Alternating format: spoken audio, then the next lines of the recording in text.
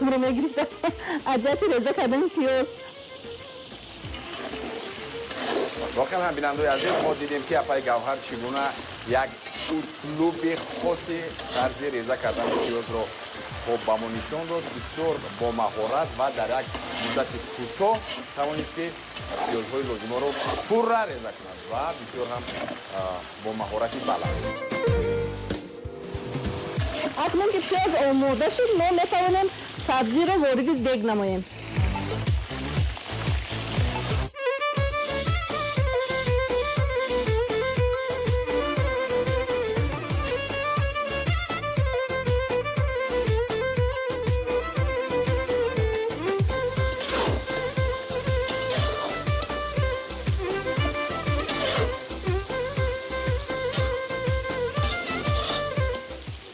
اگر خواهیم که آشمون سرخ شود پیاز را بسیارتر تفت میتیم. اگر خواهیم که آشمون کمتر سفید نما شود کمتر تفت میتیم.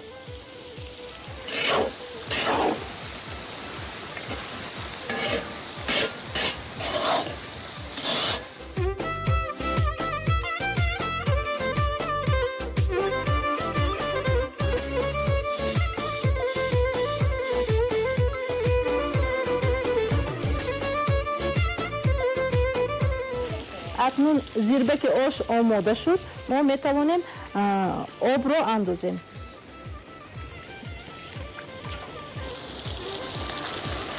ما 3 کاسه برنج گرفتیم 3 کاسه آب میاندازیم.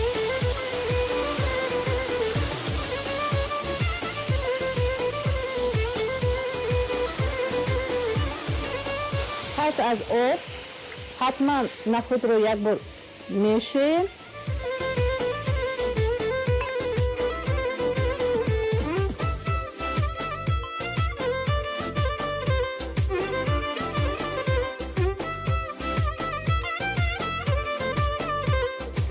ما بعداً اون چیزی که از قیمه گوشت و برگ تاک آماده نمودیم در داخلش می اندازیم. آش تاکی آش تاکی.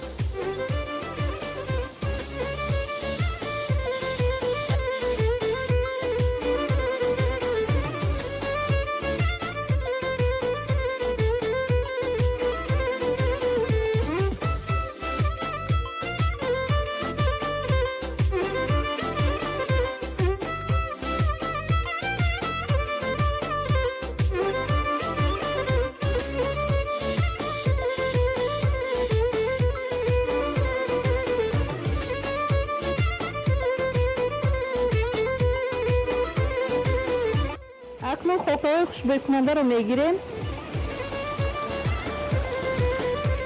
ایلوه میکنیم.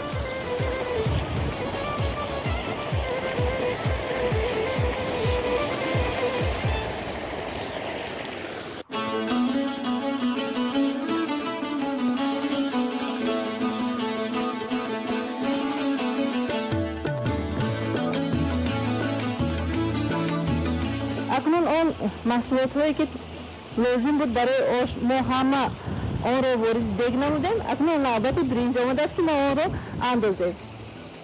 میتونیم بسم الله.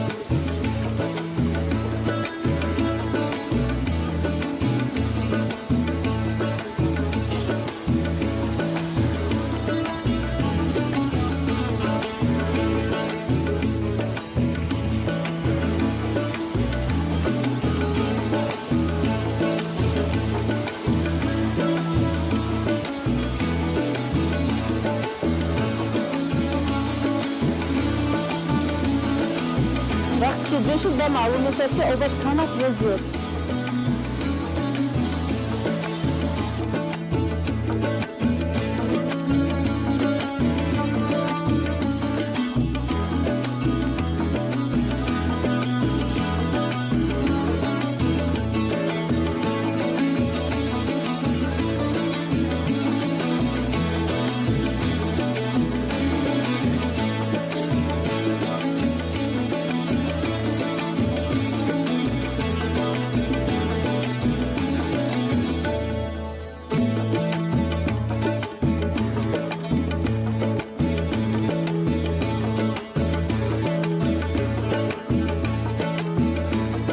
بیننده‌های عزیز، زینه آخرین و زینه حل کننده است. اکنون لحظه فرا رسیده است که توک‌ها رو وارد دیگ کنند. مراتب دوم و چیکار میکنیم؟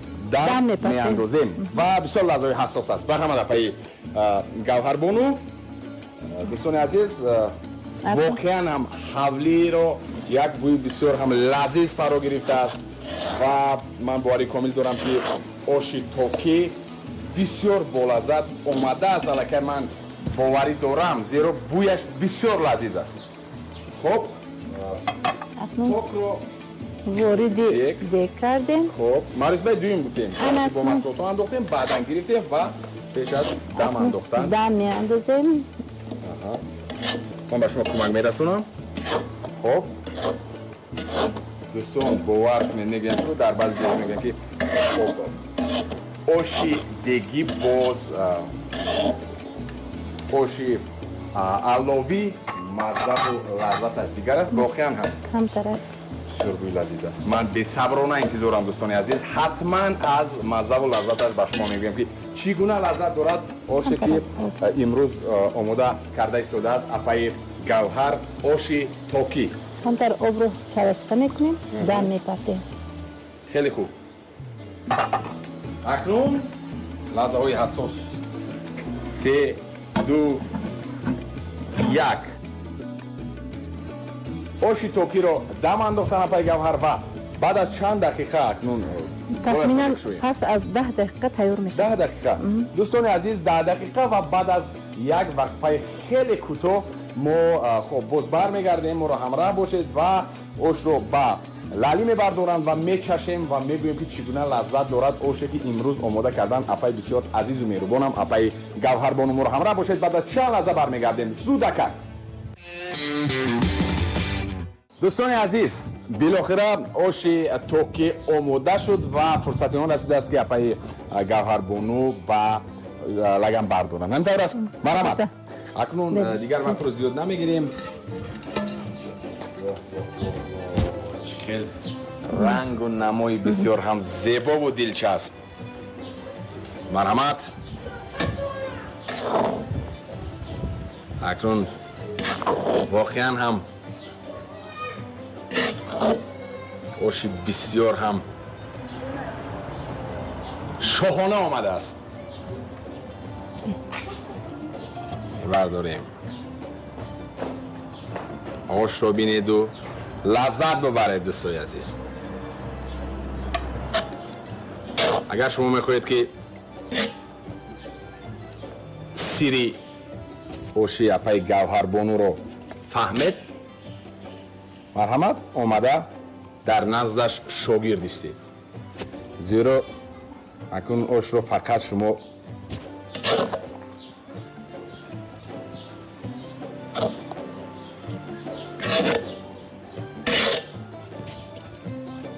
خیلی عالی، خیلی عالی.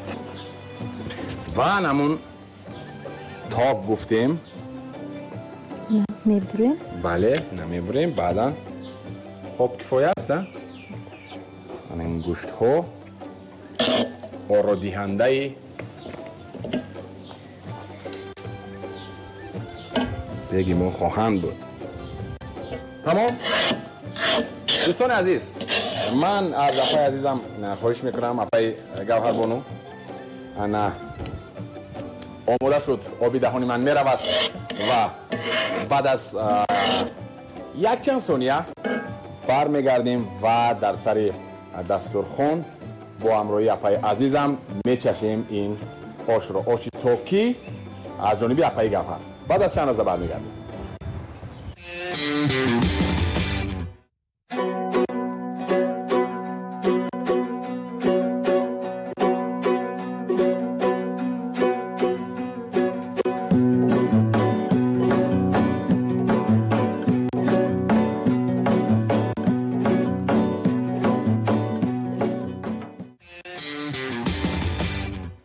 اکنون دوستان عزیز با مادر مهربان اپای گوهر بانو نشستیم و شما نیز بی‌صبرانه انتظارید. من میدونم که خب تستر ما چشیم و مزه و لذتش رو بگیم. مرحمت با اشتیا باشه. رحمت گیری. بسم الله. بسم الله الرحمن الرحیم. اکنون میچشیم.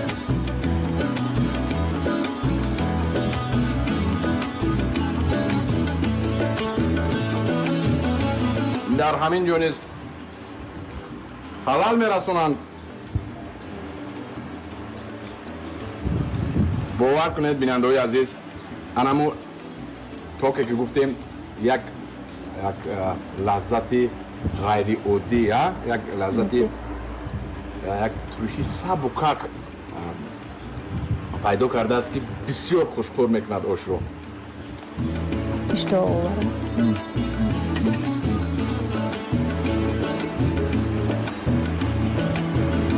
من نمیتونم کدام سخن‌ها رو بگویم که این با لذت، این چی میگویند با مزگی رو افشا سازد. واقعا هم میگن که با درجه عالی همین آش ترکی اپای گوهربانو با درجه عالی آمده است. من باوری کامل دارم که هر یکی شما آماده میکنید در خونه‌تون برای اهل و عائله، برای میمونان، برای نزدیکان این آش رو آماده میکنید و استعمال میکنید، لذت میبرند، دست شما درد رو نبیند مادر عزیز.